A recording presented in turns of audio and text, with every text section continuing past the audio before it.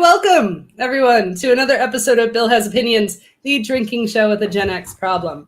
I'm Laura Lavoie, and I'm here with Bill Perkins, who has opinions. Hey there. Hello. Welcome. Yeah. How are you? I'm all right. How are you doing? I'm fine. How's life been treating you? Cool. It's been good this week. I can't really complain. Everything's been peachy, you know? If you see in the background, I have all of our also the cat is getting into the Dragon Con stuff to sleep.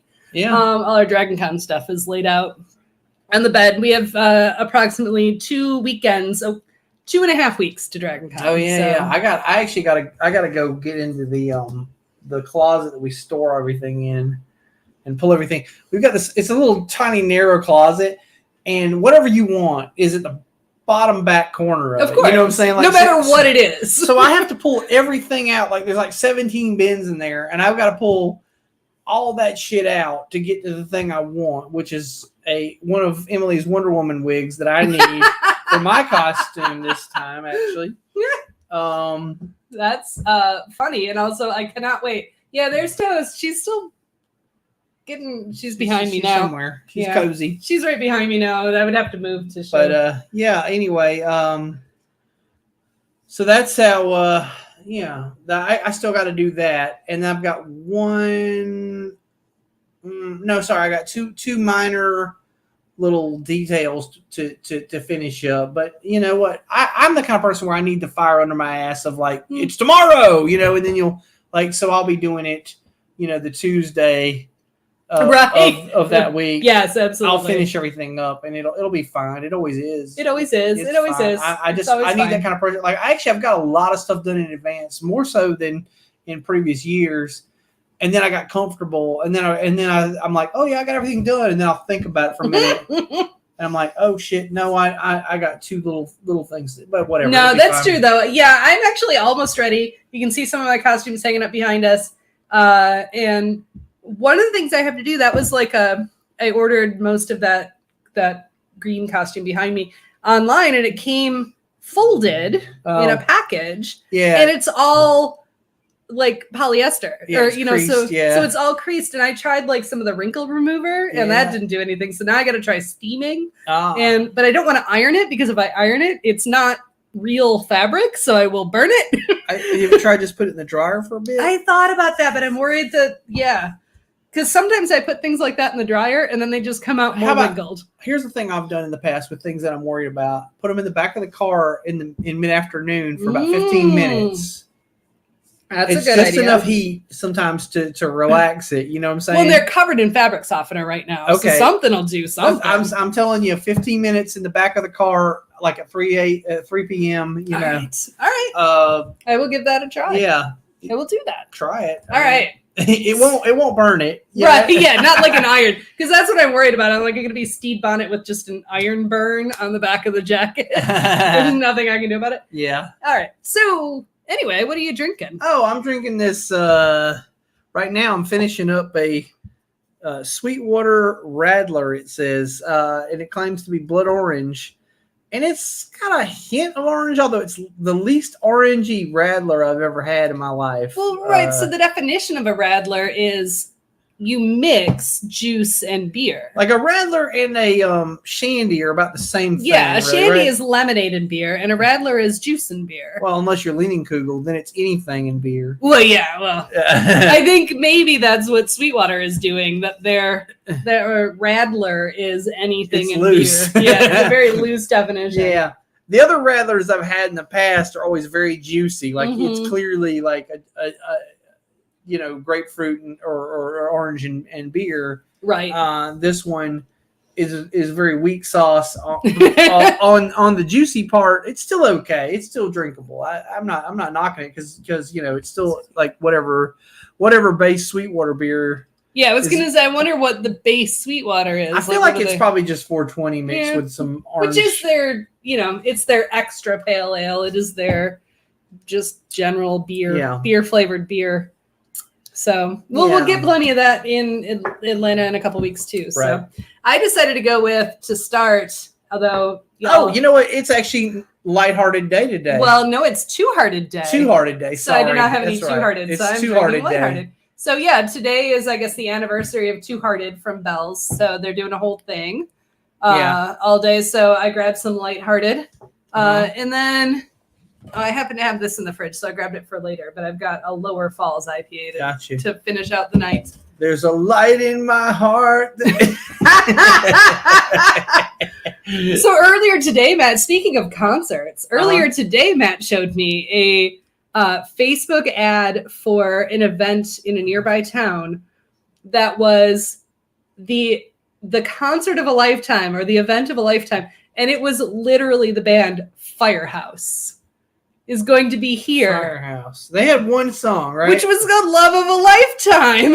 I didn't even remember what song it was. I'm like, I remember knowing it was the same time period as like Bullet Boys. Oh yeah, absolutely. That's exactly what that was. Although, but I didn't remember what their one song was. Well, and it happens to be Dragon Con weekend, and Matt's like, I know we like to go to Dragon Con, but I think we have to do this. This is the ultimate event of a lifetime. So yeah, I saw somebody posted today actually because while we're at Dragon Con, actually, there's a concert in Atlanta, which I don't understand the love for this band, but there's a band called Ghost that people like. Yeah, people love Ghost. And I don't get Ghost at all. So you'll see that I am wearing a Kiss t-shirt, right? Because this was a concert I went to once. But like Kiss, Ghost is badly advertised. Like they advertise themselves as evil clown, right? And then you hear their stuff and you're like, Jesus, this sucks ass. This is it's Ronald McDonald, and that's what Kiss is the same. It's like they advertise themselves as being more evil and shit. Than but they're pop marketing. Like that's all Kiss is pop marketing. Kiss is totally Ronald McDonald, and it always has been. But it worked, And the reason I went to this concert was because this was one of their farewell tours that were increasingly misnamed. Yes, absolutely. This was probably their second farewell tour, but they were doing it in the makeup. Oh, yeah, I remember that. And so I was a Kiss fan actually in the late 70s when I was a little child. That was when, their heyday, bam. Right, which is part of the reason we realize it is a marketing gimmick, because if you are 6 and you think Kiss, you like Kiss, then it's all gimmick, right? Right. Yeah, no, but I didn't get to go see him when I was 6 because nobody was going to take me to a goddamn Kiss concert when I was 6 years old. Right. So they came around and they were doing the whole makeup thing in the tour, and I was like, shit, I'm going to go see that. And me and a buddy went to see him. Now, I'll tell you, this is going to be one of my little meandering stories. Well, at least it's on topic. It is on topic, yes. But I have a $40 concert cap. Okay, like I hope that is the caveat is you did, because it's not possible to do. It's about to go up because I realize that with inflation, it's just I'm not basically at this point. I'm saying I'm not going to go see any concerts. Mm-hmm. No, I had a $40 concert cap for at least a decade, where if a concert was more than $40, I wouldn't go see it, with the exception of if it was a multiple bill, I could justify that I was paying, $25 to see this and $15 to see that and blah, blah, blah. So when I went to see this Kiss concert, it was Kiss and Ted Nugent and Skid Row. Oh, God. So I justified it that I was paying $65, but it was split up amongst 3 bands. Sure. Yeah. That were bands. There were bands that you might like. None of them were bands that were unheard of, is what I'm saying. And say what you will about Ted Nugent, I don't like the guy, but the fucking solo from Stranglehold's pretty goddamn sweet. Oh, he is. Yeah, I think that's a separating art from the artist. I still won't give him any money. But he's a talented fucker. Yeah, he's talented. He can play the shit out of a guitar. But he's also a dick. So he is a dick. I wouldn't do it again, and I wouldn't give Kiss any money either again, because they're similar. They're also dickheads, and fuck them. Actually, here's a funny story about this T-shirt. I bought this T-shirt for $10 out in the parking lot off a guy who stole them off the back of his truck. Why did I do that? Because I was already mad that I was paying $65, and also because I knew what greedy motherfuckers Paul and Gene are. Right. And so I felt like I was sticking it to them by buying a T-shirt that somebody stole. So I was like, shit, yeah, dog. I'll buy that $10 T-shirt off of you. So I did. Ha ha. You stuck it to them all these years. I stuck it to them. And I hope they hear this and it really Oh, Yeah, yeah. because our 2 viewers, and Yeah, one well, of them is definitely Gene Simmons. I hope it gets back to Gene and he's pissed off about it. Hashtag Gene Simmons. Yeah, be sure to at Gene Simmons on Facebook or Instagram. Yeah, whatever the fuck he's on. I don't know, man. Just let that old coot know that I didn't give him any money for this T-shirt. So why don't we go ahead and segue into our monologue? What can you tell us about concerts? Well, I don't know. They're a good way to have a good time with music, I guess. I don't know. Like, sometimes I'll say this. This is the biggest, I guess, mind-blowing thing to me about concerts. Okay. Sometimes you can not like a song. There's a cat behind you. Oh, there's a cat. I was like, directly. Why are you pointing? I thought you were like really listen to this. This is some No, serious shit. also you should listen to that, but I got distracted. Sometimes by a cat. you cannot like a song. Like say that your favorite band just dropped a new album and you've dug like, I don't know, 8 out of 12 tracks, right? Yes. But you're like, there's a couple tracks that you're just not really not down with. Yes. And then you go see them live Yes. and they play one of those tracks. Yes. And you're like, that song fucking rocks. Yes. Absolutely. No, I wrote down one because you jogged my memory. There was a artist that I loved, and her new album came out, and I'm like, I don't know that I love this album. And then we went to see it live, and I was like, this album's my favorite. That totally happened. So I'll say this: I've seen They Might Be Giants probably like 7 or 8 times live. They put out the album called what was it called? Showroom, something Showroom. I can't remember what the fucking name of the album was now. Factory Showroom. That's the name of the album. Yeah. And it had this song called XTC versus Adamant, which I don't love. I didn't love on the album. I didn't love on the album, but after I saw them perform it live, I kind of became a fan of the song. Because that seems a fairly high concept song. It is. Well, and it might be.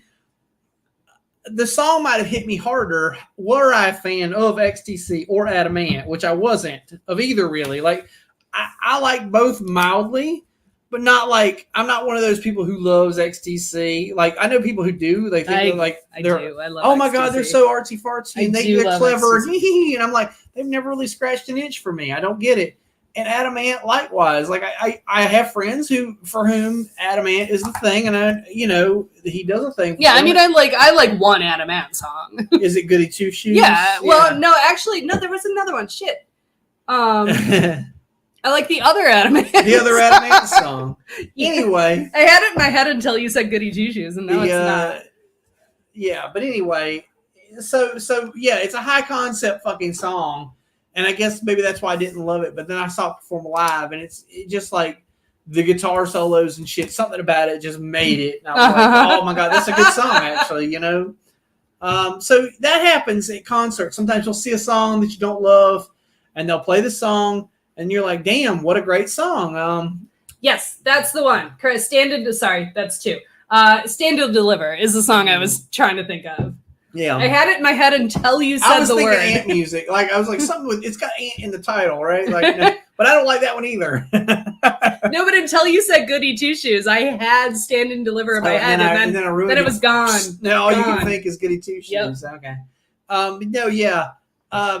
That's the thing about concerts; they can really seal a deal for you, kind of like Another band I've seen several times in concert is the Dead Milkmen, and this is not my favorite Dead Milkmen song, but it is my favorite Dead Milkmen song to watch them perform live. Is a song called Surfin' Cow, which is 90% instrumental, except for when it gets to the refrain, which it says, "Gonna find my baby, gonna find her now. She looks like Patti Smith, surfing cow."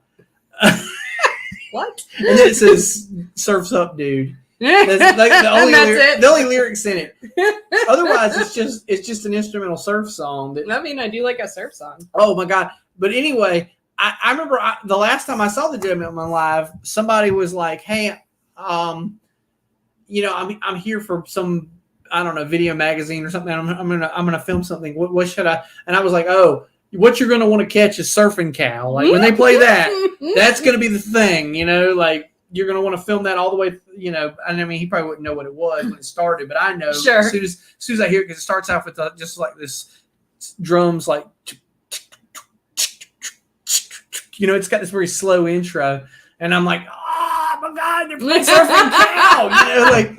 And again, not my favorite song on the album, really, because it's not a song that works well on an album, but it's in a live setting. Oh my! It just makes the fucking hair on the back of your neck stand up. It's so good.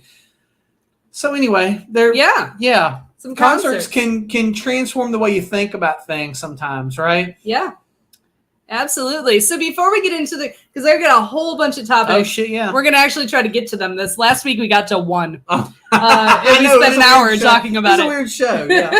But before we do that, we want to plug somebody, and you mentioned earlier today. Yeah, speaking of music, Yeah, my friend Josiah from art school, Josiah Masachi, he's in a band called Child Seat. They got a new album out called Bad Holiday. You can get it on Bandcamp, or you can just listen to it on Spotify. Look up Child Seat. Although he won't get any money from Spotify, it's like 0.00000. He will not get any money from Spotify. No, it's true. So here's the thing about Josiah. So back when we were in art school, he was in a reasonably popular Chicago shoegaze band, and they were like, according to everybody in Chicago, they were the next big thing. They were going to be like the next Smashing Pumpkins. He's actually friends with Billy Corgan. Like nice. They're like, he actually has recorded. He has a studio in LA, and he's actually recording. Not Billy Corgan and not James Iha, but the third guitarist for Smashing Pumpkins, whose name now I can't recall, something Schroeder, I think, records at Josiah's studio. And actually, that guy actually plays a solo on one of the songs on this album. Nice. He's actually toured with Smashing Pumpkins before. Very cool. In his other band, Light FM. And he is... It's a good name for a band. Yeah, it was a hella good name for a band. Anyway... This stuff is like it's a very like a love song to the 80s kind of. It's got this like 80s synth pop aesthetic going, but at the same time also kind of like some other things. Like I kind of sense a little bit, I don't know if you're familiar with the Kills. It reminds me a lot of the Kills. It's a very well put together. It's my favorite thing he's done since his first band Motorhome, which was the shoegaze band he was in Chicago back in the day. This is probably my favorite project he's done. So anyway, I'm telling everybody, go out and listen to Child Seat, and if you like what you hear, buy the fucking album on vinyl. It'll probably come out on a nice piece of vinyl. Sure. Check him out, and if he comes to your town, go see him. Like right now they're just playing. Like they just started. They're playing in LA, but I'm sure he's trying to look. Probably by next summer they'll be doing a tour. I would say. Cool. Around the country. Cool. Yeah. Maybe they'll be opening for somebody like Smashing Pumpkins or something. Who knows? Also, I'd go check them out. Yeah. For sure. I will actually go check them out. I did not check them out earlier today when you sent it over, but I am going to go do that. You'll love it. I've actually told several people about it. Nice. And I guess, I don't know why I haven't told you about it yet. But I have told lots of people about, like, check this out. You'll dig it, I guess because probably I didn't know how into, like, combo shoegaze and synth pop you were into. But, give or take. But if that's your thing, if that's the sound, I like a lot of weird music, like a lot of diverse music. So listen to a track or two and see what you think. I would say "This Is the End" is the song I would start with if you're going to go listen to one. All right. I will check it out, and everybody else should check it out too. So let's get into the concerts. Yeah. And I'm going to start. I think this is a logical place to start. Yeah. What was your very first concert? Oh, God. So my first concert was actually a religious concert because that's kind of... What was your first other? Yeah, my first concert I picked for myself was the B-52s at the Carowinds Palladium. And I loved the fuck out of it. Oh, my God. They were so good. They, like... And here's the fun... I had some friends who, like... So they did the old...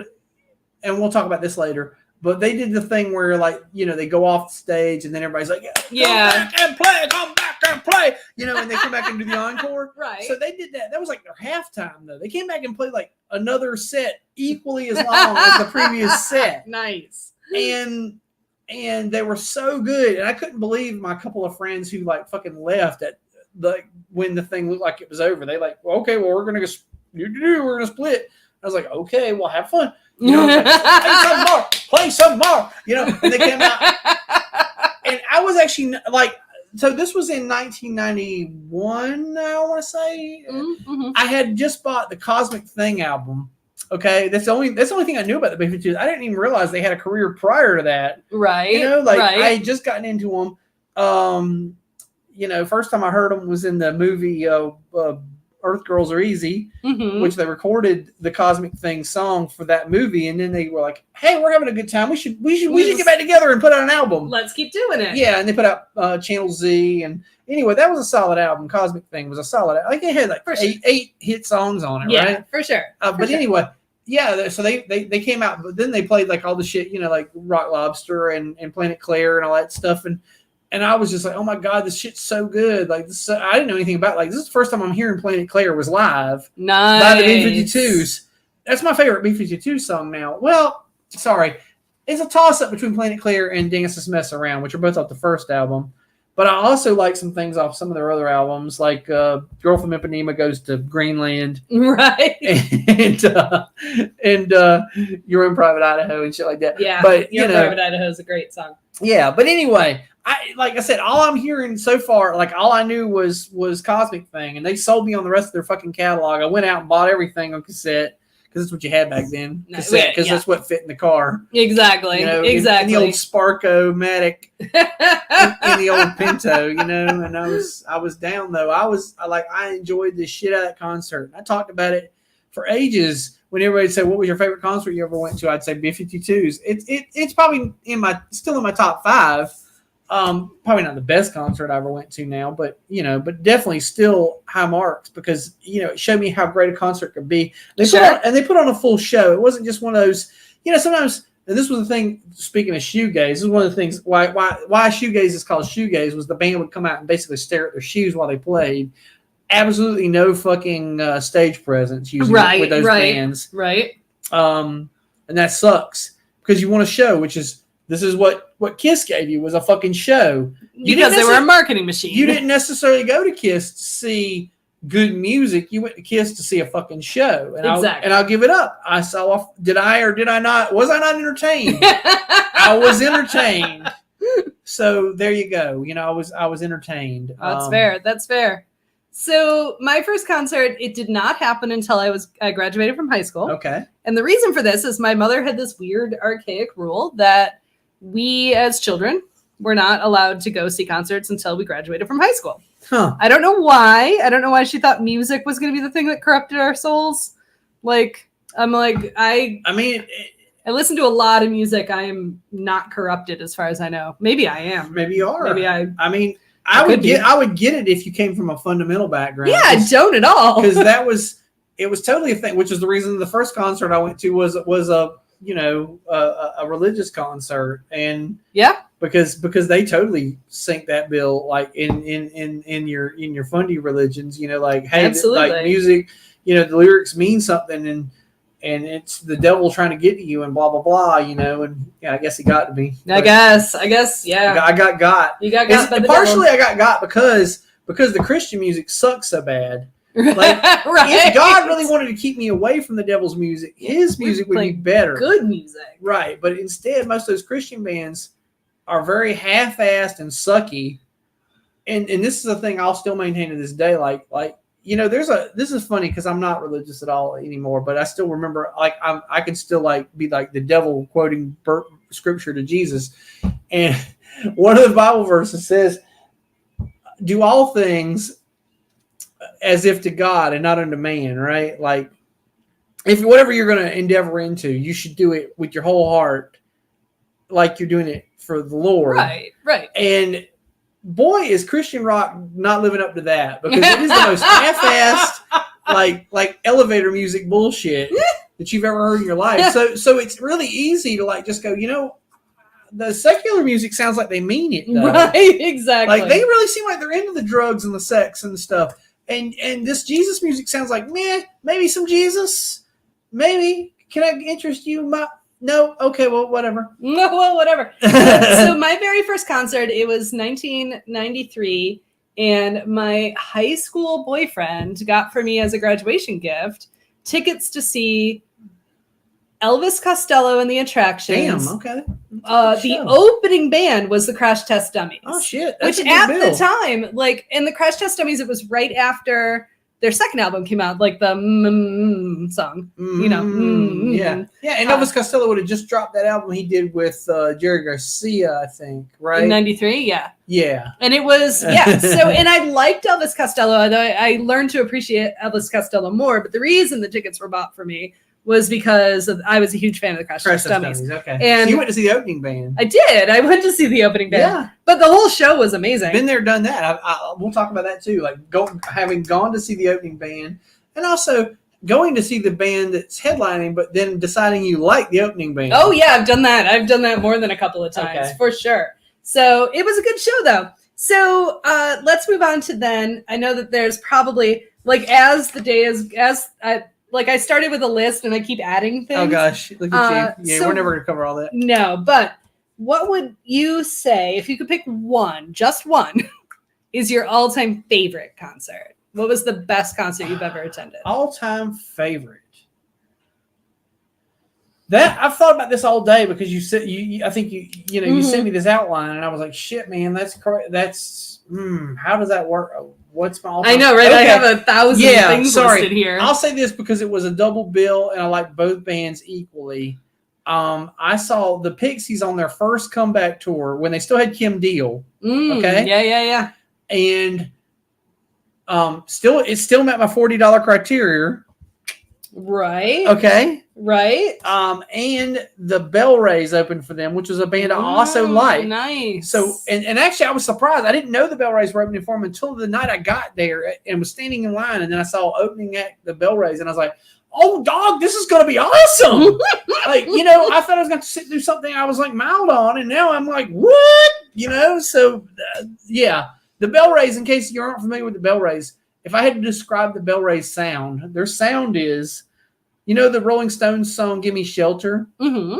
That's their sound. Okay. All right. So they're a hard rock band with a black female singer. All right. And it sounds like Gimme Shelter, All right. Like for 40 minutes. All right. All right. I can dig that. Yeah. So good stuff. Oh my God. That was a really great show. Just the energy too. I mean, partially probably because it'd been a decade of us not seeing the Pixies, right? Right. And then suddenly, bam, the Pixies are back together. And, I just fucking loved it. I don't know.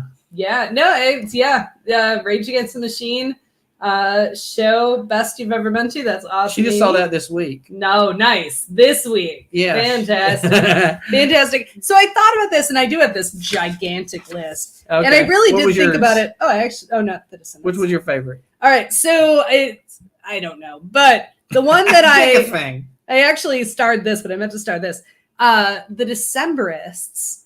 We went to see a bunch of years ago. We were in Atlanta at the Tabernacle in Atlanta, which also is sometimes the venue makes a huge difference. Yeah, I will tell you that. So we should probably have a category for best venue you saw a show at. Well, I have indoor and outdoor concert venues. Okay. It's a great venue in Atlanta called the Tabernacle. And the Decemberists, it was when their album The Hazards of Love came out, and it's a concept album.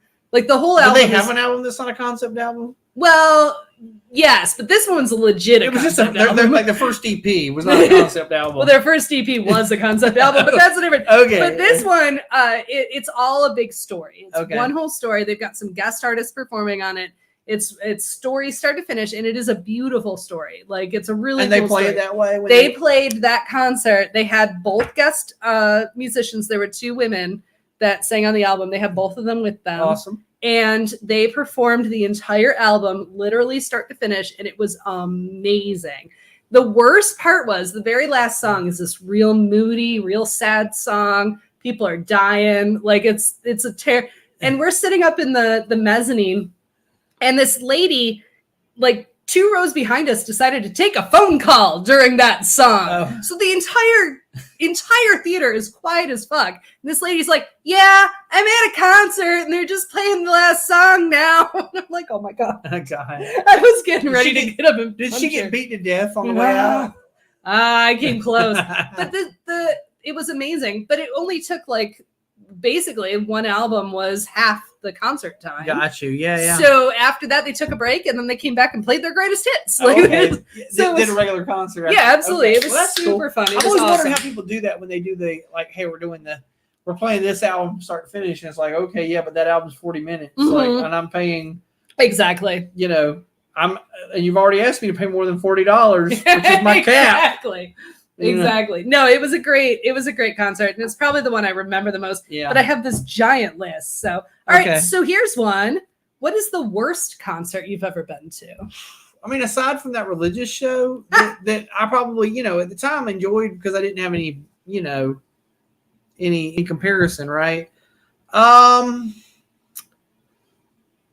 Shit, man. I know I've seen shows that I was less than thrilled at. Probably, I found myself, I'm trying to remember what it was now. I remember going to a show at some point and looking at the clock the whole time. Like, oh my God. No, actually, you know what? I'll tell you, I fell asleep in a show one time. Oh, that's never good. Although, to be fair to that artist, I had just driven from North Carolina to Chicago that evening. Okay. And then I got there and went to a concert, and the band I fell asleep during was called the Icarus Line. Which I guess they were mildly like, I don't know. They were like on the cusp of maybe being something back in like 2002. And then they didn't go anywhere, which is fine. They were lackluster. That show was pretty lame. But again, some of that was on me because I was very tired. And then I got there and had a drink at the show, and then I was like, well, I didn't need that drink, and I just like nodded off for the rest of the show. I'm trying to think what else. Like I did. Oh, you know what? I did not like. I don't like. And this is to go back to your venue thing. I don't like those outdoor stadium those amphitheater. Oh, okay. Yeah, we'll jobs. get to that conversation. The 2-tier amphitheater thing where you got the lawn seats and the seats. I got some thoughts about that. I've seen maybe 3 shows at those things, and I've never loved any of them. First one I saw was the first Lollapalooza in '91. Yeah. With Jane's Addiction and Susie and the Banshees. Yeah. My biggest grief with that show is that Susie and the Banshees only got to play 6 songs, and I felt like they really should have headlined because they were an older band than Jane's Addiction. Also, in retrospect, but it was Jane's Addiction's money. It was their, and it was their. They put the whole thing together. Yes, I feel like Body Count played longer than fucking Susie and the Banshees. Sure. Though. And not to knock Ice-T or Body Count, but I mean, Susie and the Banshees, like I said, they were the oldest band there, and I felt like they deserved a little more stage time. To jump back to the old, I went to see the opening band. So this. Right after I got divorced in the early 2000 somethings, I dated this girl for about 3 weeks, and we broke up.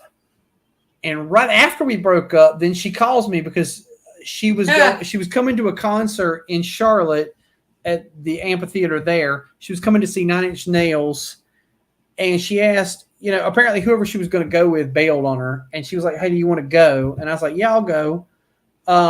And the reason I was going though was because the band this was the tour called the Monsters of Goth tour, which was 9 Inch Nails and Bauhaus. Oh damn! I would call one of those a monster of goth, to be honest. And TV, as much of a fan and TV on the radio, and I was really like going to see TV on the radio, who I'd seen already 2 times before.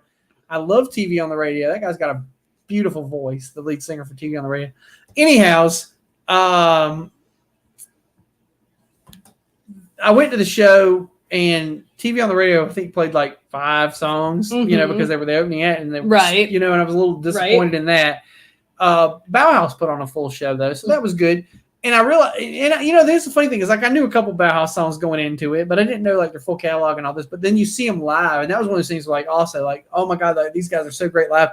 And I realized, like, I think within the first 3 minutes of them starting to play, I was like, you know who I think is a big Bauhaus fan? Well, 2 people. I could tell immediately. I was like, I could tell who was influenced by this. Right. The Edge. And Dave Navarro. I was like, those 2 guys got to be the biggest Bauhaus fans. Yeah. Like, I could tell by the way that the guitar work and shit. I was like, this was so fucking influential to them. Yep. And I wouldn't have, I probably wouldn't have experienced that having listened to it on a record. You know what I mean? But like sometimes you'll see something and you're like, oh shit, like I get this feeling like, you know, Yeah, like the use of atmospheric, the use of space, blah blah blah. It's just like those guys. And if you're not familiar, so Dave Navarro was the guitarist from Jane's Addiction, right.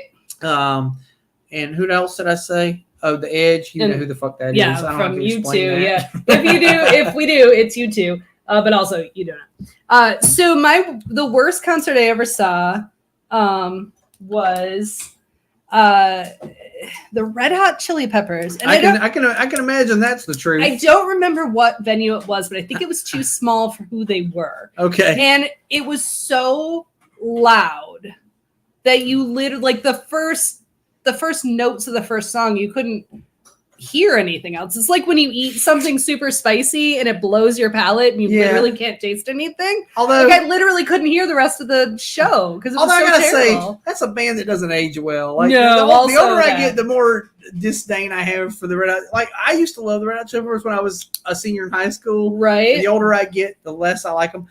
I want to go back to what Amy said. Her worst show was she went to see Primus. Right. She was forced to see Primus. Yeah, more than once. More than once. Good grief. Okay, I saw Primus once, and I was kind of forced in the sense that I thought I was going to go to a Fishbone show, but I guess I was bad at paying attention. So the DJ on the radio said, like, shows coming up tonight or Fishbone, and I heard it, but Fishbone was apparently playing in Charleston, South Carolina, and Primus was playing in Columbia, South Carolina, and I didn't pay attention, and I drove to Columbia.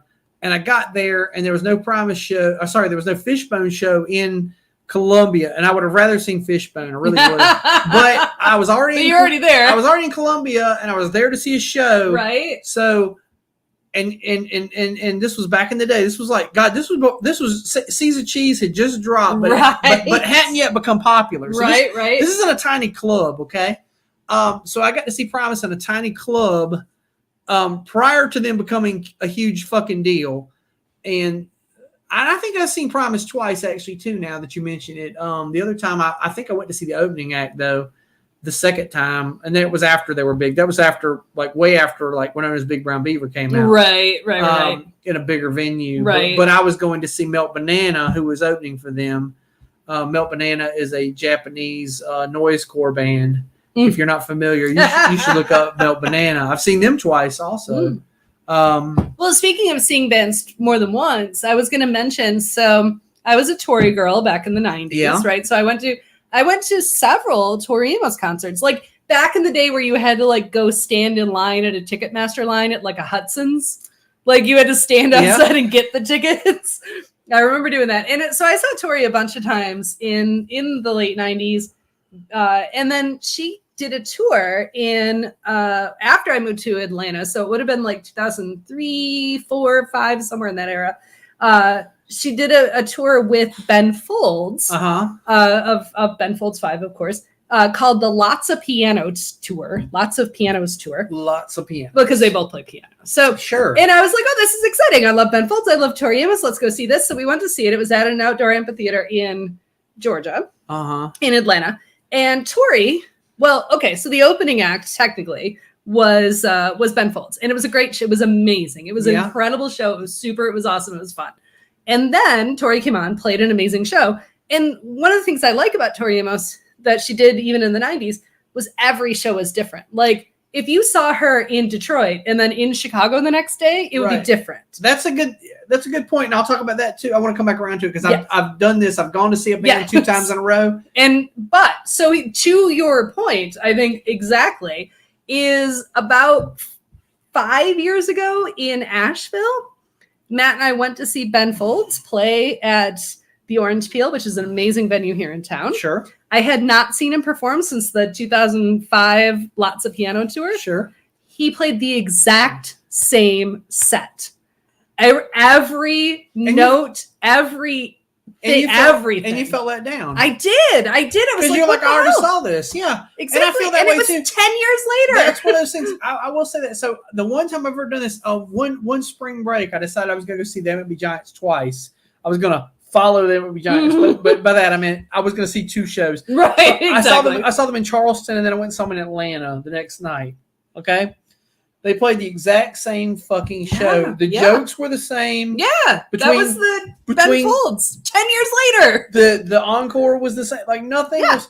The only thing that was different, they changed one little punchline and one joke, I think, because they do this song called "The Sun Is a Mass of Incandescent Gas," and when they're in a town, so the in the album version of the song, they tell you that the sun creates energy through a fusion of hydrogen, nitrogen, something.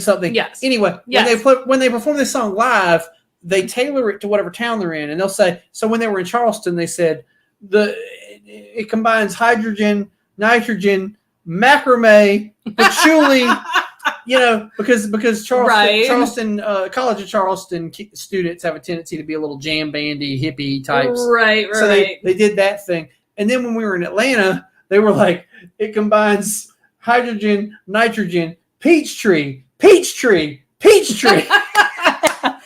that's funny. So that was the one thing. But you pay that much money to see the same joke with a little bit of a different punchline. Yeah. That's the only thing the whole concert that changed. And I was like, okay, well, I'll never.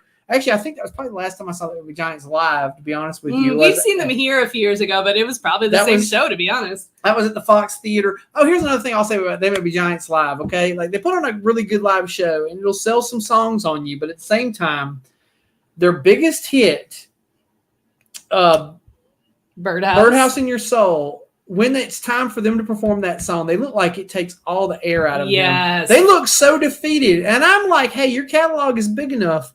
You could honestly drop this song for 3 or 4 years and then come back to it. And people would still pay for the show. People would still be fine. Like, would people? A few people would grumble on the way out. Like, I can't believe they didn't play Birdhouse. But I've noticed the last 6 times I saw them that when it came time to play Birdhouse, that they were like, "I'm your only friend. I'm not your only friend." And I'm like, I would rather you not play a song if it takes that much joy out of your life. Like, if you feel like that's a shit song and you don't want to sing it anymore, like, don't be Kip Warrant or was it? Sorry, what was the guy's name? Jamie something from Warrant. Oh, Jamie Lane, yeah. Jamie Lane from Warrant. He literally killed himself. He killed himself because he couldn't stand singing that fucking Cherry Pie song anymore. Don't be that guy. Like, just let it go. Like, you don't have to sing the song every night. Yeah. Nobody's going to kill it. Like, it's fine. There are plenty of other songs people love. Dude. Play Particle Man. Like any other everybody song. likes Particle Man. Play the fuck out of Particle Man. Everybody remembers that from Animaniacs. Anyway. Exactly. That's precisely where people remember Christ. That's the thing, though. I haven't seen that with Giants since then. That was probably like, Jesus, when was that? 2000 and I don't know, 2000 probably ish. We saw them a few years ago here in Nashville at the Orange Peel, which is an amazing venue. They've actually got a song about the Orange Peel. Yeah. They've got a whole series called Venue Songs about venues, and one of them is the Orange Peel in Nashville. It is considered, like, it's won awards. It's one of the best it's venues really, in the country. Although I'll say the Music Farm in Charleston and the Orange Peel in Asheville are the same. They're virtually, like, they're set up very similarly. Like, they're all livery buildings or something. Yeah. And they're set up exactly the same. Exactly. So. And this is a good segue. And so I mentioned the Tabernacle in Atlanta, which I believe was an old church, but it is a very similar setup to the Orange Peel. The only exception is they have a mezzanine. So that's the only difference. Is you can go upstairs and sit if you want. Oh, I was going to say, one of my favorite venue I ever saw a show, I saw Faith No More in 92, Faith No More in Helmet at the Avalon in Chicago, which is an old school, like 1920s fucking theater that's got like a mezzanine and the fucking balconies and shit. Yeah. Like old school. Oh my God, the venue really made the concert for me that time. Like it was a beautiful venue. I was glad I saw at least one show there. If you live in Chicago, I mean, shows come through there all the time. That's one of the places that they go. Most shows go to the Cabaret Metro, which is a legit music venue. But bigger shows, because this is a bigger room, it's a huge fucking room. Right. So, like, Dan Milkman or somebody like that would play at Metro, whereas a huge show like Faith No More in 92, when they were at the height of their success, would be at the Avalon or somewhere bigger, one of the bigger venues. Right. So there are a lot of amazing indoor venues, obviously. We've mentioned a few of them. So you mentioned you don't like outdoor amphitheaters. No, I don't. I think your worldview would be very different if you grew up in Detroit, because just outside of the Detroit area, there is Pine Knob Amphitheater, which is largely considered one of the best outdoor amphitheaters in the country, and that's where I grew. That's where my first concert was. I saw all kinds of concerts I don't think there. it would change my mind because it's about the intimacy. It's about. I had never felt like it wasn't intimate. I saw so many bands. I guess there. every amphitheater experience I've had, you feel like well, first off, because of my $40 ticket thing, I wind up on the lawn seat, so I'm way the fuck out here, and the band's way over there, and the only way you're going to see them is up on the screen, and it's just I don't even remember Pine Knob having a screen. I don't go to amphitheater shows a lot. I mean, I've gone to stadium shows. Yeah, I don't actually go to stadium shows. I don't do a lot of that. I'm more of a club show person. I like small, intimate clubs. I'd rather catch a band on their way up and say, hey, I saw them back when they were nobody. And if I missed that window, so fucking be it, you know? It's funny. So Pine Knob, I mean, it is, and Jay, you can weigh in here. It is kind of a life altering place to go. And I saw one whole concert from the pavilion. Mm-hmm. We paid for seats, and that I was like, I don't need to say. We'd always get lawn seats after that. I was like, no, I'm good. The lawn is great. I'm sure that the lawn actually is preferable to the pavilion because, and the only reason I say that is because I fucking hate seats. That's another thing I like about club shows is usually it's standing room, and while your feet get tired, there's that. You're up front. See, I love a seat, man. The intimacy. And give me a fucking seat, and a chair to sit in. If you want to mosh, the mezzanine's for the seats. If you want to go to the mezzanine, you can sit down, right? Right, if there is one. For example, at the Orange Peel, which is an amazing venue, nowhere to sit. Oh. So my wife used to babysit the manager of the Orange Peel's kids. Uh-huh. And so we used to go to a fair amount of shows there for free. And he would sometimes put us over he would get us the seats in the handicap section. With the there's a little area. It just has high tops though. Yeah, it's like stools. It's like bar stools. But you still got to sit down. But it was funny because we went to see Richard Thompson. I don't know if you're familiar with it. He's an old 60s blues guy, but he also had a pretty prolific career during the 80s. Some alternative hits or whatever. He's the guy who wrote that song about the Vincent Black Lightning, if you're familiar with that song, about the motorcycle, Red Molly. Mm-hmm. Anyway, that's his big hit. But anyway, we went and saw him, and we got to sit in that VIP section. That was something memorable. We actually spent one concert. We were there. We went with some friends, and it wasn't a band we liked. It was their band. But then our friend is sort of a there's a word for what I'm looking for, but I can't think of it. She wants to go do a thing, but then she hates everything. So she doesn't want to do the thing anymore. So we went to this concert that she wanted to go to. And so we spent the entire night out on the smoking patio, and we happened to run into another friend there. So we spent the rest of we could still hear the concert. Yeah. But and I don't even smoke, but we just sat outside of the smoking patio, and Michelle smoked the whole time because she just so she likes to make plans, but then doesn't want to follow through. Yeah. She's got that classic introvert, extrovert. Yeah, but we went. The other option would be to say, I'm not going to go. But we all went. Yeah, the lawn is a huge party to address. Yeah, absolutely. I remember at the first Lollapalooza, actually, we started moshing during Living Color did a cover of the Clash's "Should I Stay or Should I Go?" Mm-hmm. And me and my friends started moshing, and out of nowhere, 100 fucking ogres came and moshed, and by the time they were done, all of our stuff, our little area was destroyed. And I was like, well, let that be a lesson to us. Yeah. No, and I agree. Pine Knob is its own Is this the place where Matt was arrested? Yeah. Okay. Yeah. Matt was in a mosh pit at Pine Knob, and he got somebody grabbed him, and he turned around and punched that guy, and turned out that guy was a security guard. Yeah. So not a very good one. Yes. Glass jaw security guard. I mean, when we go, in Detroit, your first concert is likely to be at Pine Knob. I mean, that's just likely the place you're going to go. So When I grew up, your first concert was likely to be a good hour and a half drive away. Right. Well, and so quick before we're done, and I think these are two. Okay. I think festival shows, right? So festival shows are almost always at outdoor venues, They like are. a Lilith Fair, Yeah. or in particular, like there was one The Vans. What was the van? Lollapalooza. Oh, the Vans. No, it was called something else. no, I know the Vans. Yes, yeah, it was I don't remember. separate. Amy would know. Separate thought. The Vans, yeah, where it was all like the Yeah, Blink Blink 182 all and that shit, the yeah. Offspring. Yeah, for sure.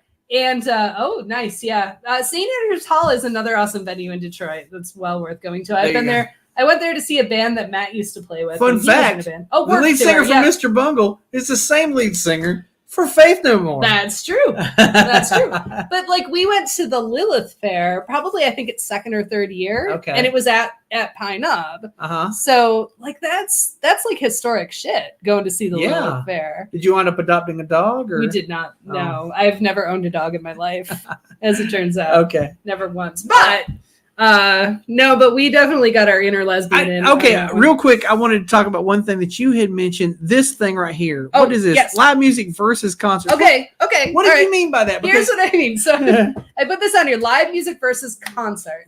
And my point was, like this past Friday, I yeah. think we went to see a band at a really small venue in Black Mountain, a little town not far from here. Yeah. And it was just like there were maybe 30 people there. You and don't it was consider a bar. this a concert, though? No, it's not a concert. It was just live music. Oh, see, I was wondering because I'm like, because I see a show, I see one to two shows, a week at the Purple Onion, and I guess I still consider them concerts, even though they're not. I mean, See, I wouldn't consider going to that's the just Purple live Onion. music. Yeah, I don't go to the Purple Onion. It's a bar. It's a restaurant. right. I don't consider that a concert. Okay. A concert for me has to be like a fairly a large specific venue, a club or I'm larger. just here to see the music. Yes, correct. But if I go to Static Age Records just to see the music, is that a concert or is that I would say that's live music. That's still live music. Yeah, I mean because it's a It's- small. It's So a- how big does the place have to be before it's a concert? I think it has to be a venue, like a serious venue, like St. Andrews Hall or Okay. So something if I like see that. them at the Cellular Center or at That's a Orange concert. Peel, That's a concert. That's a concert. That's a concert. But if I see them if I see them at At a restaurant or bar. okay, so yeah, so if I saw them over at Jack of the Wood, Yeah, not a concert. that's live music. Okay. I'm just trying to wrap my head around her crazy nonsense. No, it is Okay. crazy nonsense, but I think it's true, and I think people agree with me. I think there's a difference. All right, before we close out the show, this was a separate thing Yeah. that I had written down because dream concert, dead or alive, anybody you could see in the history of the universe, who would you want to see? You know, this probably changed a lot since I was a kid because I used to think I wanted to see like Led Zeppelin, and then they sort of got back together. Not really, because it was Page and Plant without the whole band. And I've been, aside from the Pixies, I've been disappointed with every idea of a reuniting because it's always it's like when Michael Jordan came back to the NBA after he sucked. Mm-hmm. You know what I mean? Like, and so I'm kind of like that. Like when the Sex Pistols got back together, I was like, nobody cares. I don't want to see that fucking shit. You guys are gonna suck ass. No, but I would go see Public Image Limited. Like, I'd go see I that would- just I because I would like Johnny Rotten. Well, you don't like Ted Nugent. You shouldn't like Donnie Rotten because he's also a big Trump supporter. No, I didn't think he was. He is. I just saw him He's recently. an asshole. He's he's totally a Trump supporter. Sorry, that guy's a dick. Go look that guy up. I don't want to look that guy up because the last time I had heard something from him, Johnny he seemed Rotten nice. loves fucking Trump. He's a MAGA. So it's guy. not anarchy in the UK. No, he's totally like he's one of those just fuck shit up to fuck shit up. Oh well, that actually that might be anarchy in the US. And To be fair, US, like vote Trump and see what the fuck happens. see what the fuck happens. But No, I'm just my dream concert, man. Who would I like to see get back together? I would like to see. I guess I would. I missed out on seeing Camper Van Beethoven. In their heyday, and they still tour once in a while. But I would like to see them, and that I guess that's not as big a dream because I know they've toured a couple times in the last couple of years, but I should see that sometime. Sure, but yeah, it is. Everybody is posting. These are literal dream bands. Like you can't see them. But I would like to see. Yeah, okay, Prince, Bowie, Queen, those kinds of things where people are just dead and gone, and I missed out on it. Sure, those would be great to see. Yes, I actually. If they were $40 a show, exactly. Here's the thing, like the Rolling Stones and U2 and shit. Like now when they go to tour, this shit's like $500 or $600. Like I am never gonna pay. And I might adjust my inflation limit to my little cap. Yeah, but I will never see U2. Because it's $800 a ticket. That's horseshit. They're not a good band anyway. They're not that good. I like U2, but they got 10 okay songs. I think they have 2 masterpiece albums. Sure. 3 masterpiece albums. Masterpiece album. Yeah, album. I'll give them masterpiece album. But that's a topic for another day. Anyway, like they gotta be shitting me to think they want $500 for a ticket. I'll tell you this. I've actually looked at in the last year. I've looked at 2 tours where I thought Genesis was doing their final tour. I looked at the ticket prices and I went, yeah. I would pay that if Peter Gabriel were performing. I don't give a fuck about that. We'll have that argument. 100% pay for Peter Gabriel. Genesis after Peter Gabriel, 100% better than 100%. 100%. Phil Collins is fucking Genesis. I love Phil Collins, but I disagree with you 100%. Although I don't even know if he was playing the drums, because his back hurts. Mm-hmm. So there's a whole thing. Yeah, he can't do that anymore. But it was I think it was $260 for the shit tickets. Right. And I was like, never mind. Yeah. Fuck that. Yeah. And other thing I passed on, and I know you hate this band, but I saw that ZZ Top was coming to town. I looked them up, and I'm sad because their bassist passed away recently, like in the last year. Right. But I saw they were coming to town, and I was like, oh fuck, I should go see them because I do love ZZ Top, and I'm not saying this ironically or anything. I love ZZ Top. I would go see them. Actually, Billy Gibbons is like one of my top 5 guitarists. I like him and like Prince. Then Billy Gibbons is like second after Prince. Okay. All right. I wanted to see them, but I think their shit tickets were like $80-something for like the weird section, and I was like, yeah, I don't know, man. I can't really justify that shit. Right. Right. I will say this, and you're behind a post. Yeah, exactly. Behind a post. I literally have sat behind a post at a show before because I bought the shit tickets. I'm going to tell you this though. End of this summer, actually, like 2 weeks after Dragon Con, I'm going to Washington D.C. and this is going to cost me well over my cap, probably. But this is my son. I actually bought these tickets for him for Christmas to go see New Order and Pet Shop Boys on the Unity tour. Nice. Paul Oakenfold also, I just heard, is spinning wax in between. Oh. So there's actually a threefer. So that kind of justifies, although, I mean, I'm also paying for a trip and a hotel room and all that shit. But they were only coming to like 6 places in the U.S. Right. My son loves New Order. He's like a huge New Order fan. And good choice. Like his bands he likes are New Order and Smashing Pumpkins. He did see Smashing Pumpkins earlier this summer. His other band, Radiohead, they're never going to tour again. Yeah. So I was like, oh shit, New Order, I'll get you tickets. Yeah, because I decided last Christmas I would rather buy experiences than things. I'm all for that. And so I bought him tickets to this New Order concert. So anyway, we're going to go together to go see New Order and Pet Shop Boys. 2 quick points. As far as dream concerts, because the reason I thought of that, because it wasn't on my original list, was you had mentioned XTC when you talked about it. And I was like, I would love to see XTC. They don't tour very often, if at all. I would love to see together? Are they all live? Well, I mean, they are all alive, but they don't really play together very much. Andy Partridge is kind of a recluse, so he doesn't do a lot of live stuff. And then I thought one show I regret not seeing at the time, and it was like one reunion? Of those, was the Police reunion show. Yeah. But it was like $600 a ticket. It was like, they got ridiculous. Like, but then, they could, but at the same time, it's so prohibitive. It's like, I'll say this in respect to this whole concert price thing. I don't know if any guys remember this, but Ian, what's his name? Ian, Jay will know who I'm talking about from Fugazi. Oh yeah. Fugazi. Yeah. They always had like a decree that like our shows will be $12. Yeah. $12. Yeah. Our shows will always be $12. And they probably raised it since then, but that's because of inflation. But they're still under 20.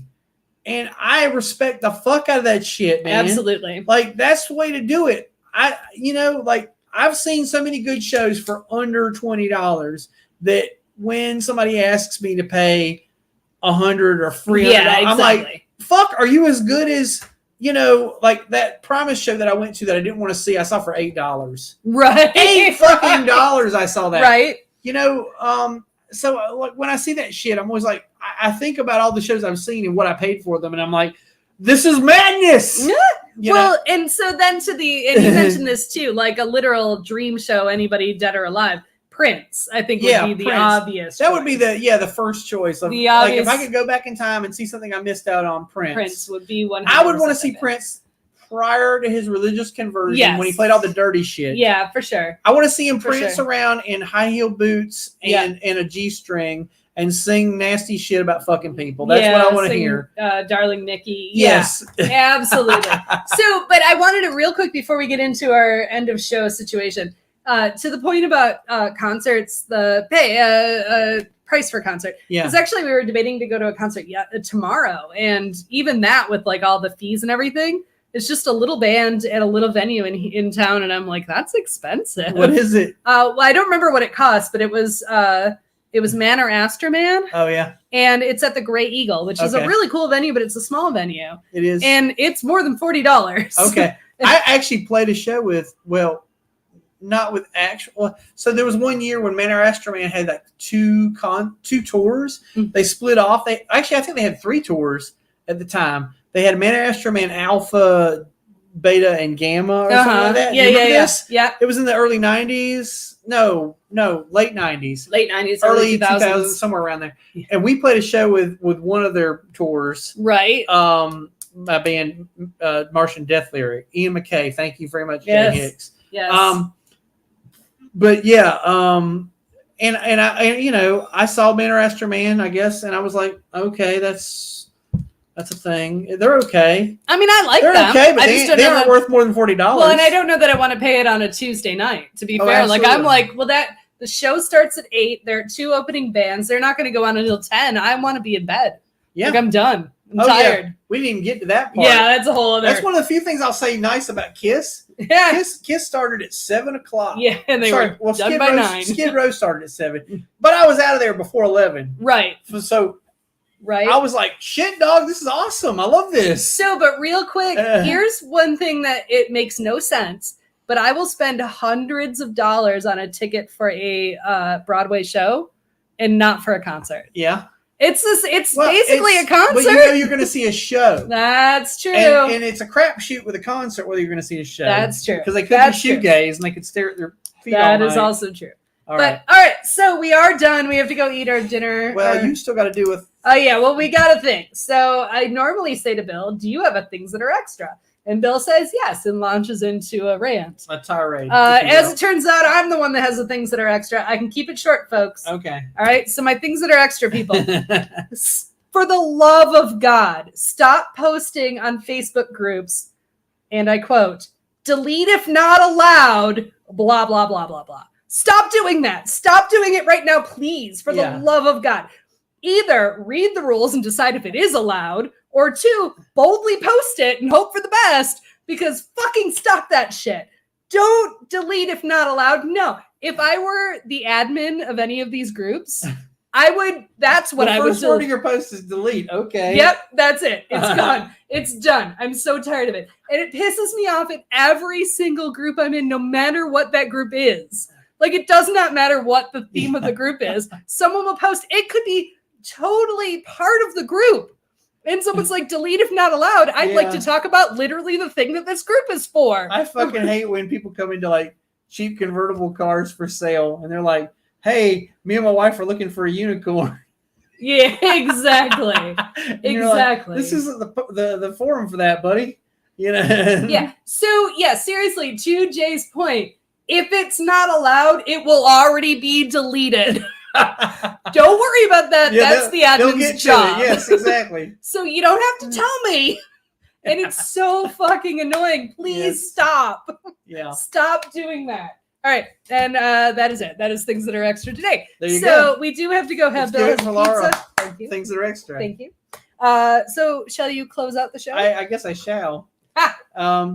Yes, Bill Has Opinions is engineered and produced by Laura Lavoie. The opinions of Bill are his and his alone, unless Laura agreed with them. In which case, they both agreed. I don't know. And they're definitely not the opinions of our so-called sponsor who didn't pay us a dime, Child Seat, who, by the way, you should go listen to and decide whether you want to buy that album or see them in tour. Check that out. You'll love it. Anyhow, be sure to like and subscribe if you're on YouTube, and be sure to follow us on Facebook, and be sure to hashtag Opinion Gang if you say something about us. Leave us some feedback. Ask for future topics. Ask us a question for mailbag. Blah blah blah. We'll see you next week. We got another show, an exciting new show about. Well, we're gonna play a game next week. Oh, we're gonna play a game next week. We're gonna play a game next week. So tune in to play the game if with you us. want to play a game. Yeah. Do you want to play a game? Yeah, I guess so. And then we get murdered? Yeah. Is that what happens? I mean, or at least lose a body part. Yeah, something As like long as that. I'm doing that, that's cool. All right. All right. We will see you all next week. Join us. Oh, and we are back on Instagram. I need to change our graphic, but we my are back on goodness. Instagram. You So, can follow us on Instagram Be our also. friend. Be our Instagram friends. Yeah, maybe we'll post a meme or something. Yes, that was a Duke Style reference. Oh no, that's somebody else's.